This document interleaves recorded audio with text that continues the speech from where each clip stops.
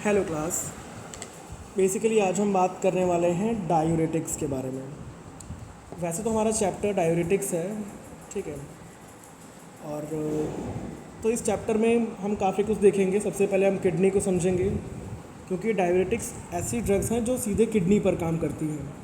तो जब तक हमें किडनी का स्ट्रक्चर, उसका फंक्शन, उसका या फिर उसके नेफ्रॉन का वर्किंग मैकेनिज़्म ये समझ में नहीं आएगा, तब तक डायूरेटिक्स का कॉन्सेप्ट क्लियर नहीं होगा, ठीक है।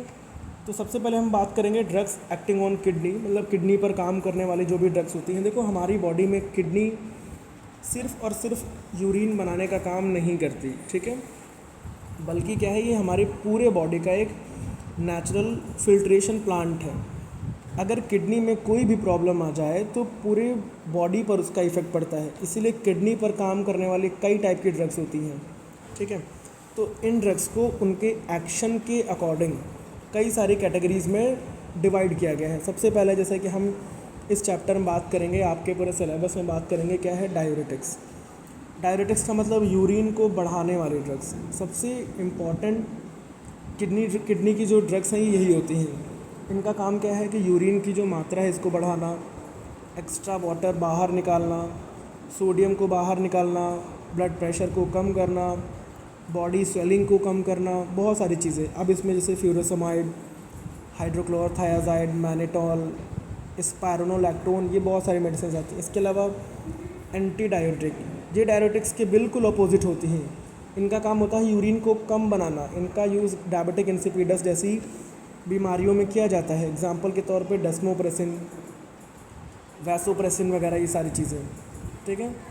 उसके अलावा ऐसी ड्रग्स जो क्रॉनिक किडनी डिजीज़ के लिए, मतलब जब किडनी धीरे धीरे ख़राब होने लगती है तो कई सपोर्टिव मेडिसिन दी जाती हैं।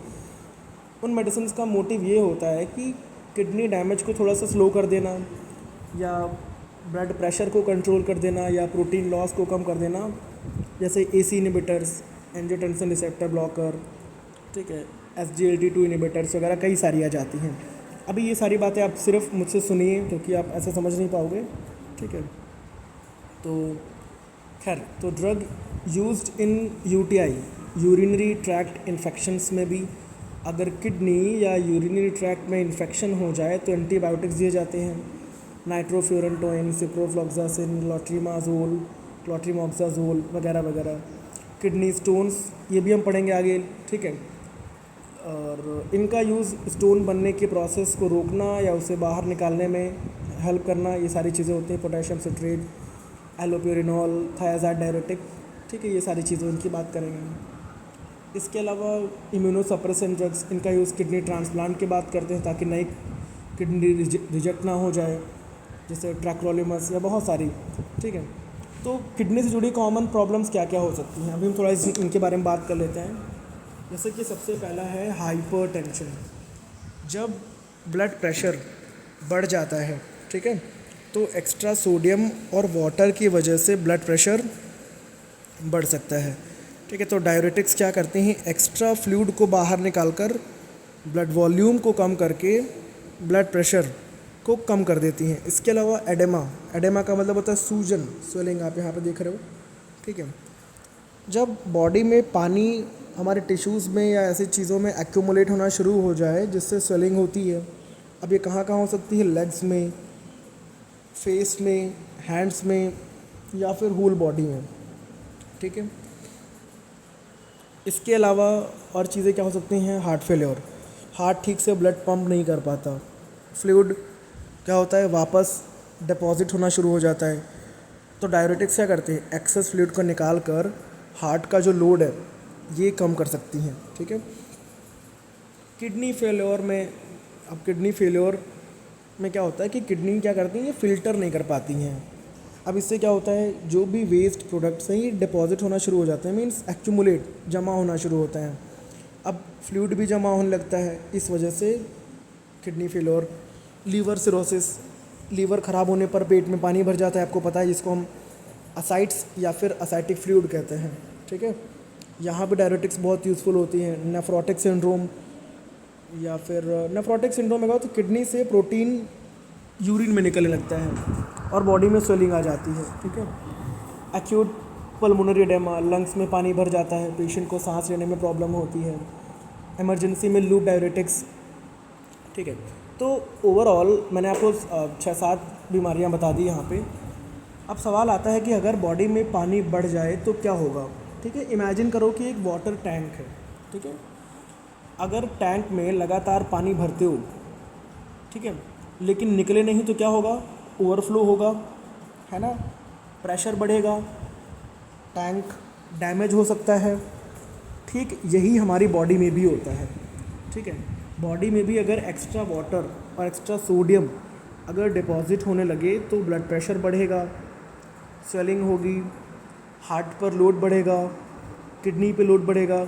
इसीलिए हमें ऐसी ड्रग्स चाहिए जो एक्स्ट्रा वाटर को बाहर निकाल दें।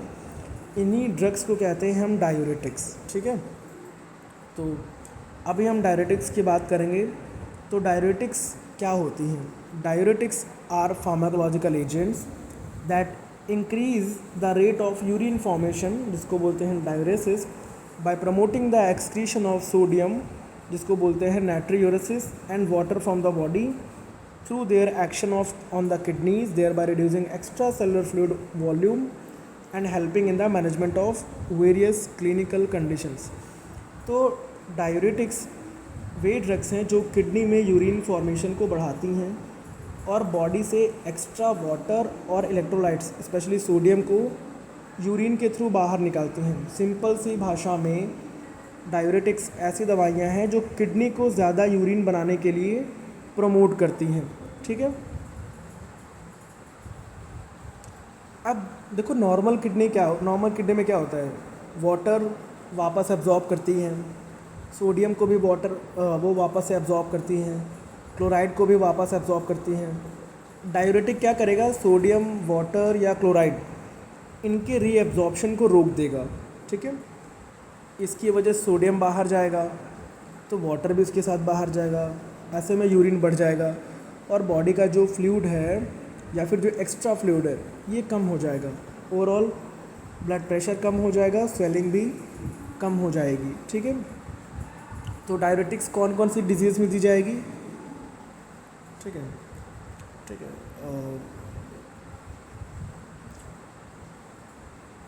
चलो ये तो यहाँ पे भी नहीं है, बट मैं आपको बता दे रहा हूँ डायूरेटिक्स सबसे ज़्यादा दिया जाएगा हाइपरटेंशन में। क्यों, ब्लड प्रेशर को कम करने के लिए। ठीक है, उसके अलावा एडेमा, स्वेलिंग को कम करने के लिए। उसके अलावा कंजस्टिव हार्ट फेलियर में हार्ट का लोड कम करने के लिए। फिर पल्मोनरी एडेमा में मतलब लंग से एक्स्ट्रा फ्लूइड हटाने के लिए। लिवर सिरोसिस, असाइड्स को कम करने के लिए। किडनी डिजीजेस, फ्लूइड ओवरलोड कम करने के लिए। ग्लाउकोमा बेसिकली आँखों की एक समस्या है जिसमें इंट्राऑक्यूलर प्रेशर आँखों का बढ़ जाता है, इसको हम ग्लाउकोमा बोलते हैं। तो कुछ डायूरेटिक्स आँख का प्रेशर भी कम करती हैं। ठीक है, इंट्राक्रेनियल प्रेशर मतलब आपके सर का प्रेशर, तो ब्रेन स्वेलिंग कम करने के लिए। ठीक है, सेरेब्रल एडेमा वगैरह में। हाइपर कैल्सीमिया मीन्स कैल्शियम बाहर निकालने के लिए कुछ स्पेशल डायूरेटिक्स। ठीक है, तो अब समझने वाली बात ये है कि डायूरेटिक्स किडनी में कहाँ काम करती हैं। तो ये जो ओवरऑल टोटल आपका जो चैप्टर है ये इसी बात पे डिपेंड है कि हर डायूरेटिक नेफ्रॉन के अलग अलग हिस्से पर काम करती हैं। आपने बहुत पहले अपने स्कूलों में जब किडनी के बारे में पढ़ा था, रीनल सिस्टम के बारे में पढ़ा था, तो आपको बताया जाता था structural and functional unit of kidney is क्या होता है, नेफ्रॉन। ठीक है, इसीलिए सबसे पहले नेफ्रॉन को समझना ज़रूरी है। ठीक है, तो किडनी क्या है, किडनी हमारे बॉडी का एक इम्पॉर्टेंट एक्सक्रीटरी ऑर्गन है। ठीक है, यहाँ पे वो सारी चीज़ें नहीं लिखी हुई हैं, मैं आपको बता दे रहा हूँ क्योंकि एनाटॉमी का पार्ट है।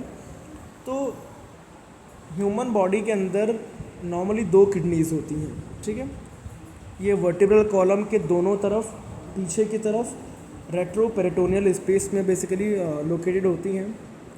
हर किडनी का वज़न लगभग 120 से 150 ग्राम होता है।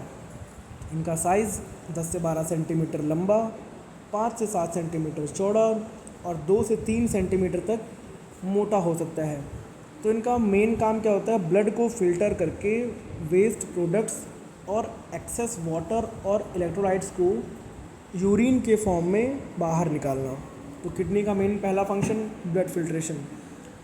अगर मैं आपसे पूछूं कि हमारी बॉडी में पर 24 आवर्स में कितने लीटर ब्लड फिल्टर किया जाता है ना, तो शायद आपका अंदाज़ा लगे 5 लीटर, 10 लीटर, 50 लीटर, है ना।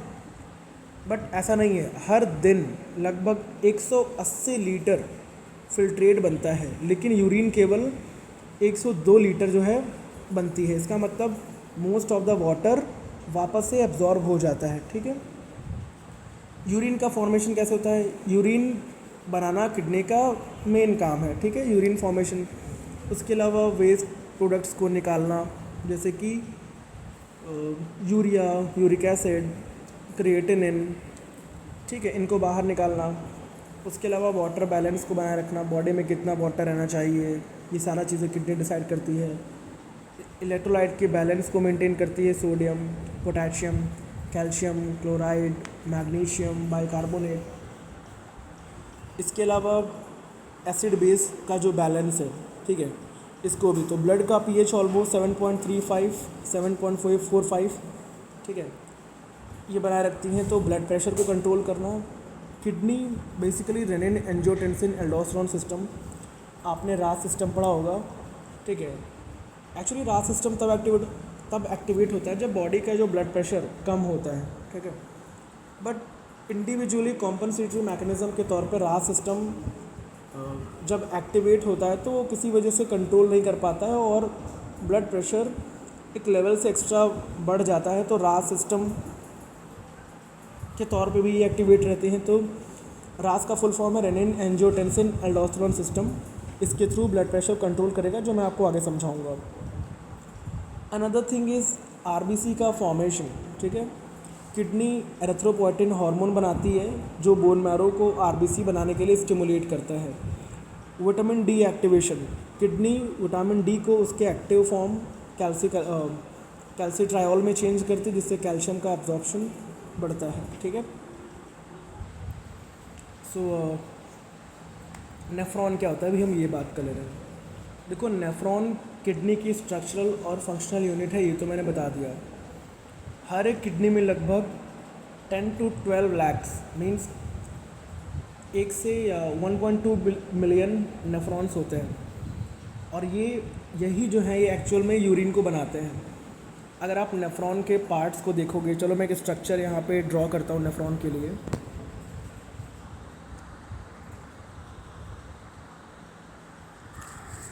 हाँ, जैसे कि आपको वैसे यहाँ पे एक स्ट्रक्चर दिख रहा है, बट ये वेल उतना एक्यूरेट नहीं है, या फिर उस टाइप से आपको शायद ना समझ में आए, बट कोशिश करूँगा मैं आपको बना के दिखाऊँ, ठीक है।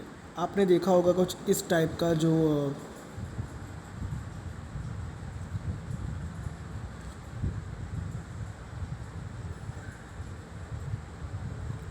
एक स्ट्रक्चर, ठीक है।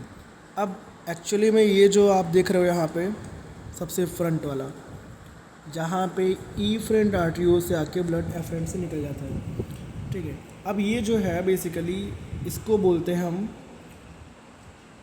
बोमेन्स कैप्सूल, और इसके अंदर का जो ये नेटवर्क ऑफ कैपिलरीज को बोलते हैं हम ग्लोमेरुलस, ठीक है।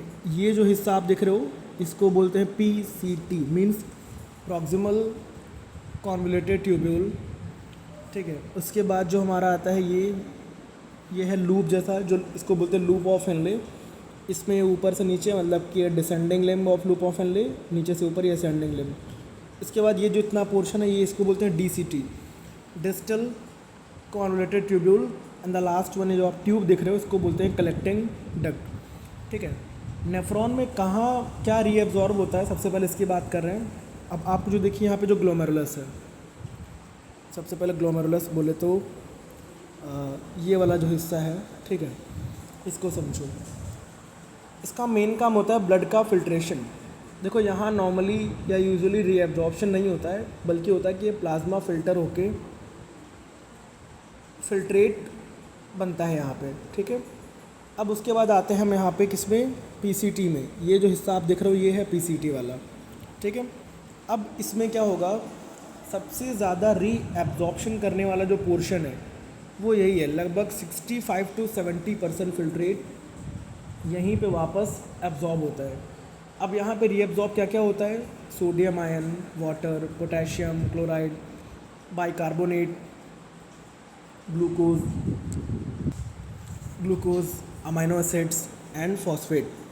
यूजुअली ग्लूकोज या अमीनो एसिड्स को ये कोशिश करते हैं कि ये 100% सेम कंडीशन में उनको एक्सेप्ट कर लें, मीन्स उनको रीएब्जॉर्ब कर लें। और यहीं पे जो हमारी आगे ड्रग्स आएंगी, कार्बोनिक एनहाइड्रेस इनहिबिटर, वो यहीं पे काम करेंगे, ठीक है, इस पॉइंट पे। उसके बाद हमारा जो आप एक नेक्स्ट पोर्शन आप देख रहे हो, ठीक है, descending limb of loop of Henle, ये वाला descending limb of loop of Henle, उसके बाद ascending limb of loop of Henle, ठीक है। देखो डिसेंडिंग लिम्ब जो है, स्पेशली हम अगर पहले डिसेंडिंग लिम्ब के लिए बात करें हम, ठीक है, ये वाटर के लिए बहुत परमेबल होता है। मेनली यहाँ पे वाटर रीएब्जॉर्ब होता है, सोडियम लगभग रीएब्जॉर्ब नहीं होता है, ठीक है। और उसके अलावा जो thick ascending limb of loop of Henle, ये जो है, इससे हम डाइल्यूटिंग सेगमेंट भी कहते हैं, क्योंकि यहाँ पे वाटर रीएब्जॉर्ब नहीं होता है। तो जो मेन रीएब्जॉर्प्शन है इसमें सोडियम, पोटेशियम, क्लोराइड आयन के लिए बेसिकली सोडियम, पोटेशियम और 2 क्लोराइड आयन के ट्रांसपोर्टर्स होते हैं। इसके अलावा इसमें कैल्शियम पैरासेलुलर, मैग्नीशियम भी पैरासेलुलर रीएब्जॉर्ब होता है, ठीक है। यही पूरा हिस्सा जो है ये लूप डायरेटिक्स का काम करता है। उसके बाद हमारा आता है DCT। ये जो आप हिस्सा देख रहे हो ये है DCT वाला, इसको बोलते हैं डिस्टल कॉन्वोल्यूटेड ट्यूब्यूल। देखो ये मेनली सोडियम, क्लोराइड, कैल्शियम, ठीक है, तो इन चीज़ों को क्या करता है, ये रीएब्जॉर्ब करता है, ठीक है। और हमारी जो थायज़ाइड डायरेटिक्स हैं बेसिकली वो यहीं पे काम करती हैं, ठीक है। और एट द लास्ट जो हमारे एंड में आती है हमारी कौन सी, लास्ट में हमारी आती है ये कलेक्टिंग डक्ट, ठीक है।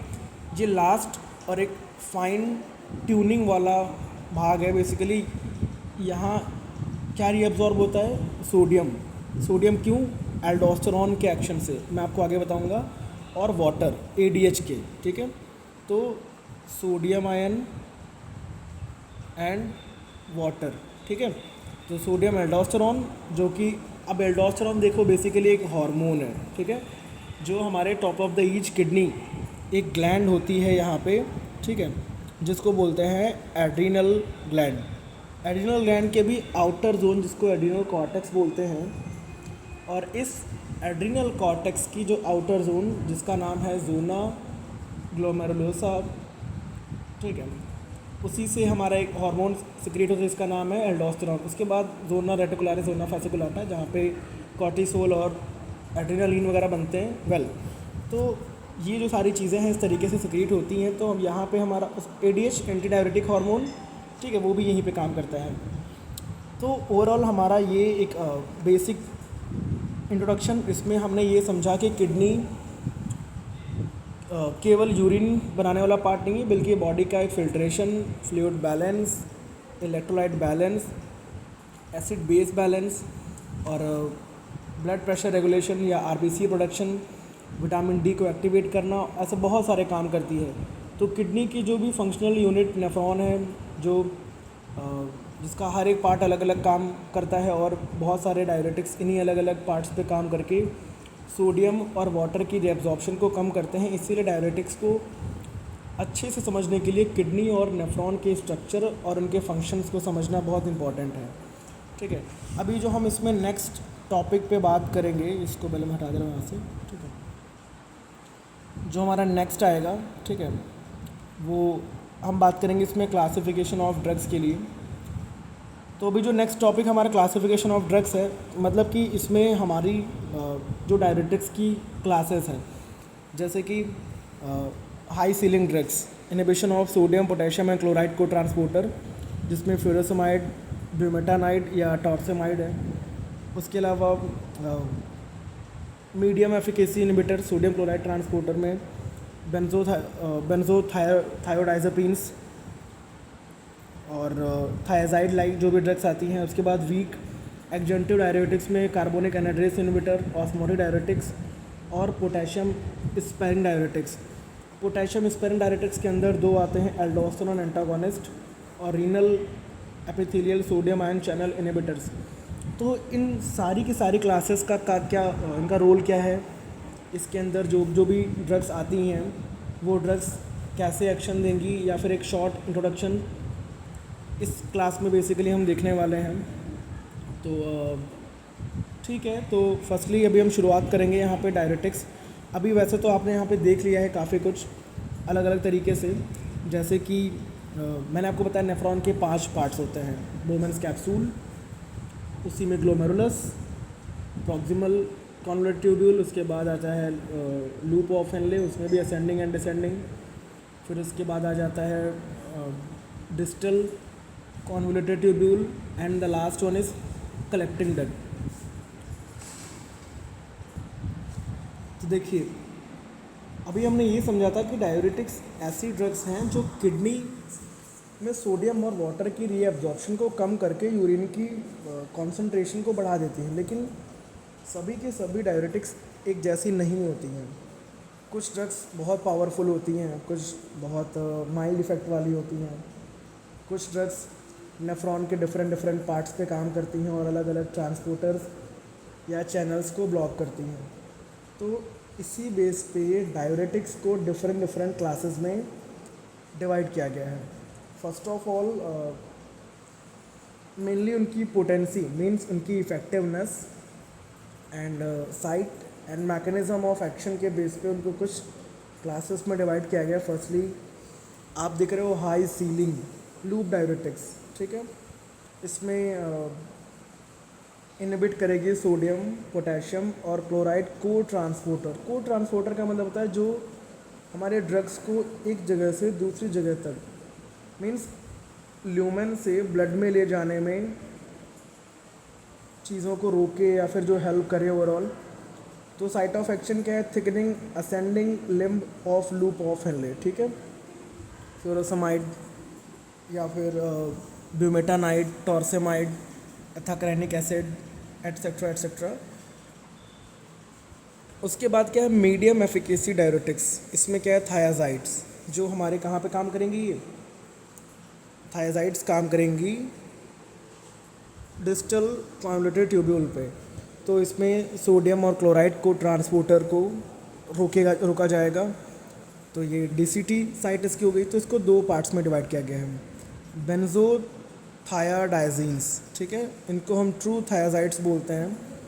इसमें हाइड्रोक्लोरथायाजाइड, क्लोरोथायाजाइड और बेंड्रोफ्लूमेथायाजाइड, मेथाइल क्लोथायाजाइड वगैरह वगैरह ये चीज़ें आ जाती हैं। और थायाजाइड लाइक डाययूरेटिक्स में आप जो देखोगे उसमें क्लोरथैलिडोन, इंडापामाइड और मेटोलाजोन, जीपामाइड, ये सारी चीज़ें।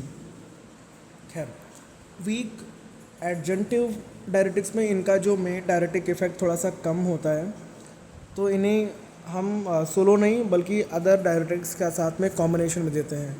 तो इसमें 3 क्लासेस आप देख पा रहे हो, कार्बोनिक एनहाइड्रेस इनहिबिटर, इसमें एसिटाजोलामाइड, ठीक है।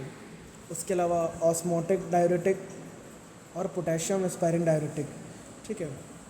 तो खैर, अभी थोड़ा सा और बात कर ले। इसमें पोटेशियम स्पेरिंग में एल्डोस्टेरोन एंटागोनिस्ट और renal epithelial sodium ion channel inhibitors हैं।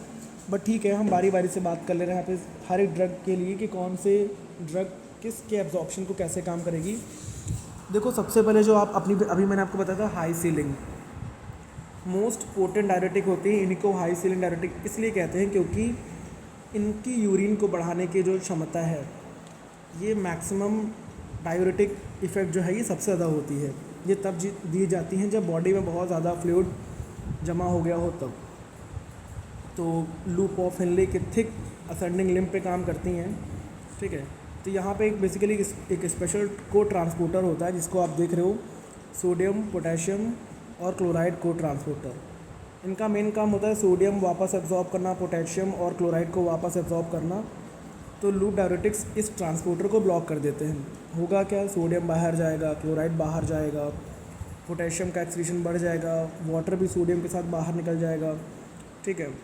और यूरिन बहुत ज़्यादा मात्रा में बनेगा, इसी का वजह है कि डायरेटिक इफ़ेक्ट सबसे ज़्यादा होता है। ठीक है। तो पल्मोनरी एडेमा में, कंजस्टिव हार्ट फेलियर में, सीवियर एडेमा में, हाइपरटेंशन, रीनल फेलियर, इन सब चीज़ों में इसका यूज़ किया जाता है। इसके अलावा मीडियम एफिकेसी डायूरेटिक्स, इनकी जो पावर है ये लूप डायूरेटिक से कम होती है। ठीक है। लेकिन माइल्ड से मॉडरेट हाइपरटेंशन में ये फर्स्ट लाइन मींस पहली पसंद वाली मेडिसिन में ये हैं। इनका डायूरेटिक इफ़ेक्ट थोड़ा सा मॉडरेट होता है, तो ये डीसीटी पे काम करेंगे भी, मैंने आपको बताया। सोडियम आयन क्लोराइड आयन को ट्रांसपोर्टर, इनका काम सोडियम और क्लोराइड को वापस ब्लड में भेजना है। थायाजाइड्स इस ट्रांसपोर्टर को ब्लॉक कर देंगी, रिजल्टेंट सोडियम, क्लोराइड, वाटर ये सब बाहर जाएगा और ओवरऑल यूरिन का कॉन्सेंट्रेशन बढ़ जाएगा। तो इसके साथ ये कैल्शियम के जो रीअब्जॉर्प्शन ये बढ़ा सकती हैं, इसीलिए यूरिन या यूरिनरी कैल्शियम एक्सक्रीशन कम हो जाता है। ठीक है। तो इसमें जो आप देख रहे हो बेंजोथायोडाइज़ेपिन थायोडाइजीन्स, जिनको मैंने ट्रू थायाजाइड्स बोला था बेसिकली, तो ये क्लासिकल थायाजाइड ड्रग्स हैं। इसमें हाइड्रोक्लोरोथायाजाइड और क्लोरोथायाजाइड या मेथाइल क्लोथायाजाइड वगैरह वगैरह। ठीक है। और उसके अलावा जो थायाजाइड लाइक डायूरेटिक्स हैं, ये स्ट्रक्चर में थायाजाइड नहीं होती हैं, लेकिन काम मैकेनिज़्म थायाजाइड्स के जैसा ही होता है। तो इनमें से कई ड्रग्स का drug of action classical thiazide से ज़्यादा होता है। तो hypertension, mild to moderate oedema, kidney stones और नेफ्रोजेनिक डायबिटीज़ इंसिपिडस वगैरह में यूज़ होते हैं।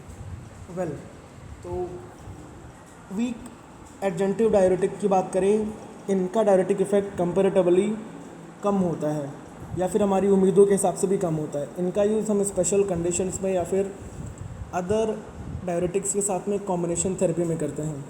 जैसे पहला है कार्बोनिक एनहाइड्रेस इनहिबिटर। ठीक है। ये drugs mainly proximal convoluted tubule पे काम करती हैं। ठीक है। तो इनका डायूरेटिक इफ़ेक्ट बहुत वीक होता है। तो पीसीटी में क्या होता है, कार्बोनिक एनहाइड्रेस एंजाइम सोडियम और बाइकार्बोनेट के रीअब्जॉर्प्शन में अपनी इम्पॉर्टेंट भूमिका निभाता है। तो जब ये एंजाइम ब्लॉक हो जाता है तो बाइकार्बोनेट बाहर निकलता है, सोडियम बाहर निकलता है, वाटर बाहर निकलता है। दैट्स वाई यूरिन की जो कॉन्सेंट्रेशन है ये बढ़ जाती है। अब इसके अलावा जैसे कि हमारा खैर इनका क्लिनिकल यूज़ डायलिसिस के लिए तो नहीं है, बल्कि डायलिसिस के लिए है, बट इसके अलावा ग्लाउकोमा या acute mountain sickness, metabolic alkalosis, idiopathic intracranial hypotension, इन चीज़ों में। उसके बाद अगर आप देखें तो ऑस्मोटिक डायूरेटिक, देखिए ये ड्रग्स खुद रीएब्जॉर्ब नहीं होती हैं, ये नेफ्रॉन के अंदर ऑस्मोटिक प्रेशर को बढ़ा देती हैं। तो ये पीसीटी और लूप ऑफ एनले पे काम करती हैं। जब भी ट्यूबुलर फ्लूइड का जो ऑस्मोटिक प्रेशर है, ठीक है, ये बढ़ता है तो वाटर वापस ब्लड में एब्जॉर्ब नहीं होता। देखो काम करने के तरीके की बात करें, जब ट्यूबुलर फ्लूइड का ऑस्मोटिक प्रेशर बढ़ता है, ठीक है, तो वाटर वापस ब्लड में एब्जॉर्ब नहीं हो पाता है। रिजल्टेंट ज़्यादातर वाटर यूरिन में चला जाएगा, इससे यूरिन का आउटपुट बढ़ जाएगा या वॉल्यूम बढ़ जाएगा। मैनेटॉल वगैरह, ग्लिसरॉल, आइसोसर्बाइड डाइनाइट्रेट, यूरिया वगैरह, ये सारी चीज़ें। एंड पोटेशियम इस sparring diuretic, most of the diuretic potassium को भी बाहर निकालती हैं, लेकिन बेसिकली ये क्लास जो है पोटेशियम को बाहर या बॉडी में बनाए रखती है, इसलिए इनको पोटेशियम स्पैरिंग डायूरेटिक बोलते हैं। इनका डायूरेटिक इफेक्ट बहुत वीक होता है, लेकिन पोटेशियम को या उसकी सेफ्टी की वजह से इनका क्लिनिकल इंपॉर्टेंस बहुत ज़्यादा है। तो कलेक्टिंग डक्ट और लेट डिस्टल ट्यूब्यूल में काम करती हैं। अब इसमें दो अदर क्लासेस में एल्डोस्टेरोन एंटागोनिस्ट, ठीक है। एल्डोस्टेरोन का काम करता है सोडियम को रीअब्जॉर्ब करना, पोटेशियम को बाहर करना। तो जब एल्डोस्टेरोन को रोक देंगे तो सोडियम को रीअब्जॉर्ब नहीं करेगा, वो बाहर चला जाएगा और पोटेशियम का एक्सक्रीशन रुक जाएगा। उसके अलावा renal epithelial sodium channel inhibitor, ठीक है। कलेक्टिंग डक्ट की जो सेल्स हैं इसमें एपिथेलियल सोडियम चैनल्स होते हैं, ये सोडियम को वापस एब्जॉर्ब करते हैं, जैसे कि अमीलोराइड और टायामेट्रिन, इन चैनल्स को डायरेक्टली ब्लॉक कर देते हैं। तो सोडियम बाहर जाएगा, वाटर बाहर जाएगा, पोटेशियम का एक्सक्रीशन कम होगा, दैट्स इट। तो ये ओवरऑल एक इंट्रोडक्शन रहा हमारा डायबिटिक्स को लेके। हमने क्लासिफिकेशन में देख लिया। कल से हम शुरू करेंगे इसका मैकेनिज़्म ऑफ एक्शन, कैसे ये ड्रग्स यहाँ पे काम करेंगे, इनका मैकेनिज़्म किन चीज़ों पे बेस्ड होगा। हम क्लासेस वाइज पढ़ेंगे, जैसे सबसे पहले लूप डायरेटिक्स, फिर नेफ्रॉन के अलग अलग स्ट्रक्चर वाइज जहाँ पे जो ड्रग काम करती है हम वैसे ही बात करेंगे, ठीक है। तो मिलेंगे नेक्स्ट क्लास में। Thank you and welcome.